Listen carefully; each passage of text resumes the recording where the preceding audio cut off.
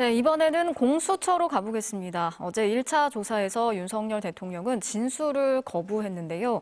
자신의 이름을 말하는 것조차 거부를 했다고 합니다. 박솔립 기자가 연결돼 있습니다. 자, 박 기자, 오늘 2차 조사는 언제부터 이뤄지는 겁니까? 네, 공수처는 오늘 오후 2시에 윤 대통령을 다시 불러 조사를 이어가겠다는 계획입니다.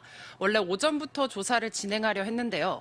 윤 대통령 측이 건강상 이유를 들며 일정을 늦춰달라고 요청한 것으로 전해졌습니다. 어제 조사는 제 뒤로 보이는 공수처 건물 338호에서 이뤄졌습니다.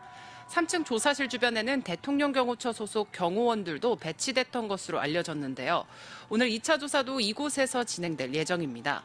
공수처는 체포 시점부터 48시간이 되는 내일 오전 10시 33분 안에 구속영장 청구 여부를 결정해야 하는데요. 윤 대통령이 어제 10시간 넘게 이뤄진 조사 내내 진술 거부권을 행사한 데 이어 오늘도 계속 진술을 하지 않는다면 오늘 중 구속영장을 청구할 가능성도 있습니다. 추가 조사가 무의미하다고 보고 구속영장 심사 단계로 넘어가는 게 낫다고 판단할 수 있기 때문입니다. 공수처 관계자는 통상 체포영장을 발부받은 법원에 구속영장을 청구한다고 했는데 이 말대로라면 서울 서부지법에 구속영장을 청구할 걸로 보입니다. 자, 그런데 어젯밤에 갑자기 윤 대통령 측이 체포 자체의 적법성을 다투겠다면서 체포 적부 심사를 청구했잖아요. 근데 청구한 곳이 서울 서부지법이 아니라 중앙지법이었죠. 네, 어젯밤 9시 47분 윤 대통령이 첫 조사를 마치고 서울 구치소로 향하는 상황에 윤 대통령 측 변호인단의 공지가 나왔습니다. 체포 적부 심사를 청구했다는 내용이었습니다. 체포 적부심은 수사기관의 체포가 부당한지 여부를 법원이 판단해 석방해달라고 요청하는 제도입니다. 법원은 48시간 안에 피의자를 신문하고 석방 여부를 판단해야 합니다. 앞서 어제 오후 2시 반에 기자회견을 자청했던 윤 대통령의 40년 지기 석동현 변호사는 체포 적부심은 청구하지 않겠다고 했는데 조사 과정에서 입장이 바뀐 걸로 보입니다. 체포했을 경우 48시간 안에 구속영장을 청구하거나 석방해야 하기 때문에 체포 적부심은 자주 이용되는 제도는 아닙니다. 윤 대통령 측의 국면 전환 시도이지만 실익이 없다는 지적이 나오는 이유입니다.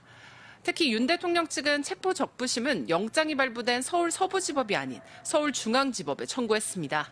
공수처 수사를 인정하지 않겠다는 기존 입장을 재확인하고 향후 구속영장 청구에 대비해 법적 공방의 무대를 중앙지법으로 옮기겠다는 포석으로 해석되고 있습니다. 윤 대통령 측은 줄기차게 공수처에는 내란죄 수사권이 없다. 공수처 관할은 서울중앙지법이다. 이런 주장을 펴왔습니다. 하지만 이미 서부지법 3명의 판사는 물론 대법원 법원 행정처장도 윤 대통령 체포영장 발부에 아무런 문제가 없다고 한 만큼 중앙지법에서 체포 적부심을 받아도 결과가 달라질 가능성은 크지 않다는 게 법조계 시각입니다. 일단 서울중앙지법이 체포 적부 심사를 할 텐데 어젯밤 접수된 것으로 보이는 만큼 아무리 빨라도 오늘 오후에야 심사가 가능할 것으로 보입니다. 공수처는 윤 대통령 측의 체포 적부심 청구에 대해 특별한 입장을 내놓지 않았습니다. 윤 대통령은 어제 진술을 거부한 건 물론 조서 열람도 날인도 하지 않았는데요. 윤 대통령이 법적으로 할 수 있는 모든 꼼수는 다 써보겠다는 취지로 보입니다. 지금까지 고위공직자 범죄수사처에서 전해드렸습니다.